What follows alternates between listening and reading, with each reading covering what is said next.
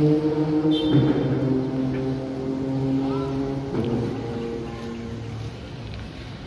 so ito din sa area na to meron. Yan, may nakita din tayo nakasulat dito, 0 PR row.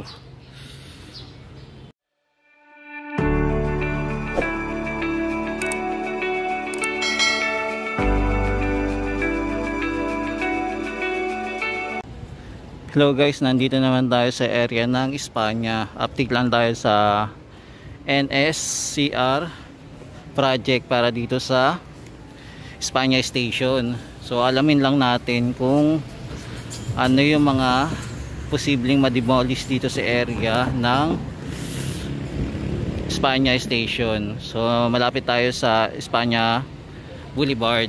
So mag-update lang tayo ng status ng NSCR project dito sa Espanya. So tara, simulan na natin yung pag-update dito sa area.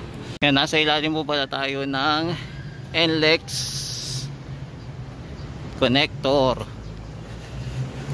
So itong project na to dito sa area, halos natapos na yung project dito sa area. Yan, so ngayon po ay March 28. So wala na pong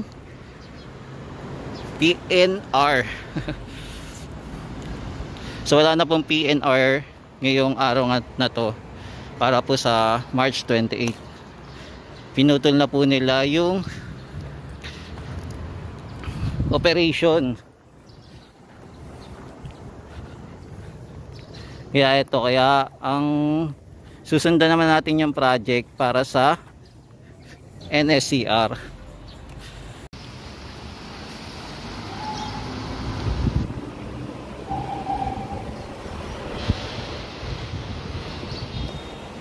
Grabe, puno ng basura pala sa area dito, no?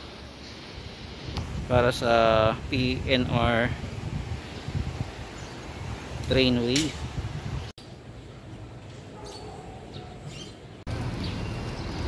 Ngayon nandito tayo sa street ng Algie Seras Street. Yan, so tumingin-tingin tayo, nag-ikot-ikot dito sa area. Halos pala ng bahay dito posibleng magiba. So may napapansin tayo mga sticker. So mamaya babalikan natin yung mga sticker na nakapost sa mga bahay nila. Mukhang lahat ng nasa gilid ng tren at saka sa susunod na kanto, itong kanto saka ito, posible pong ma-demolish. Kaya ubos lahat ng bahay dito sa area. PSRP po yung nakasulat sa mga bahay. Tapos may makikita rin po tayong nakasulat po na 0 PRO. Yan, dito sa area may mapapansin tayo sa bahay, oh. Yan, may nakita din tayo nakasulat dito, 0 PRO. Yan, so ito din sa area na to meron. Yan, so medyo malayo na po tayo sa area ng Espanya Station pa. So balikan na natin yung Espanya Station. Yan, sobrang haba po talaga yung bahay na posibleng ma-demolish dito sa area. Yun lang, hindi natin alam kung saan sila ililipat. Halos magkabilaan po. Karamihan po napansin natin, meron pong sticker na. Yan, puntaan na po natin yung station ng Espanya Station para po sa NSCR. So update na natin yon. Yan, alamin natin sa mga kasunod na pagpunta natin dito. So silipin ulit natin yung update dito sa area, kung ano mangyayari sa mga bahay dito at kung kailan sila mati-demolish at kung kailan magiging okay yung right of way ng NSCR. Kasi maraming bahay-bahay dito posibleng mawala at maraming pamilya ang maapektuhan. Yan, so punta naman tayo mismo sa station ng PNR. So silipin natin yung tarpaulin. Sabi daw meron daw nakapost dito.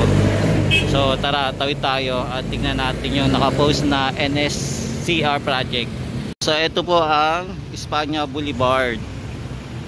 Yan, kahit paano maayos na yung area dito sa Espanya. Tapos dito naman po sa kabila papunta na pong Quezon City. Tapos ito po yung daanan papuntang NLEX connector. Yan po.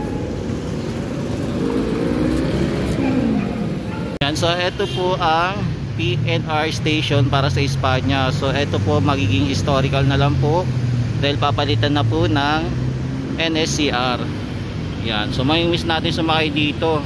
At least kahit paano natry natin sumakay bago mawala ang last operation ng tren.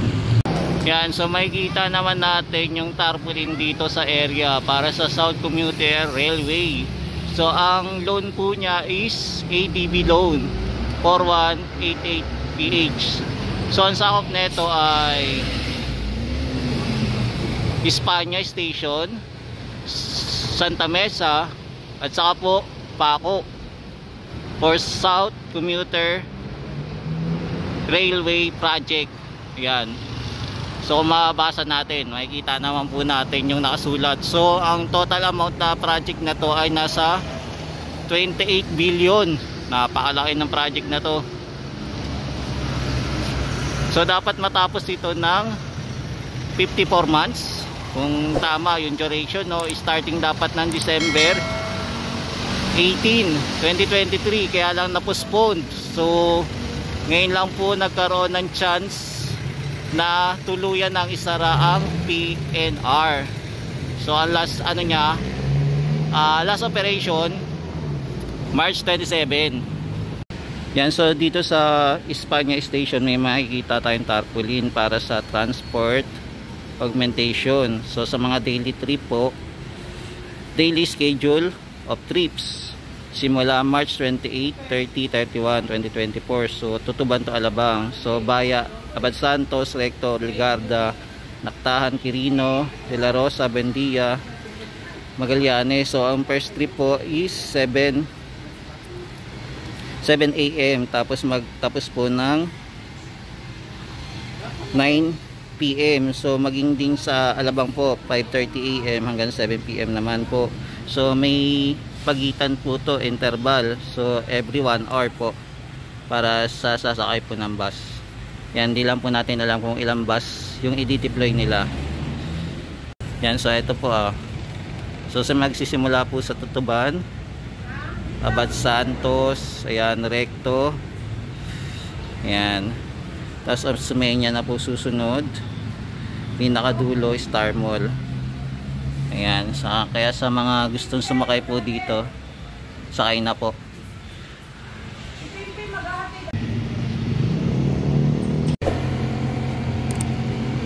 Yan, dito sobrang lawak na ng area, halos na demolish na yung area dito sa harap po ng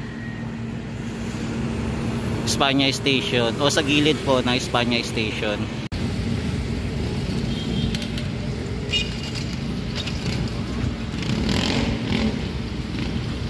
Yan, so nasa unahan na po tayo ng Espanya Station. Ito yung unang nagiba ng mga bahay sa area dito.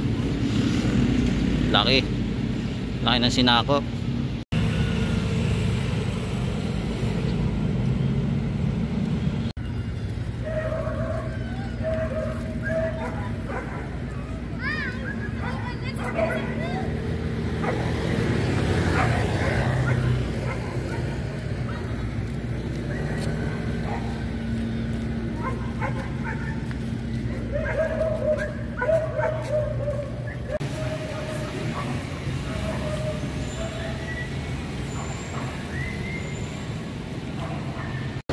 Yan, balikan na lang po natin ito sa mga susunod na araw, itong project sa South Commuter Railway Project.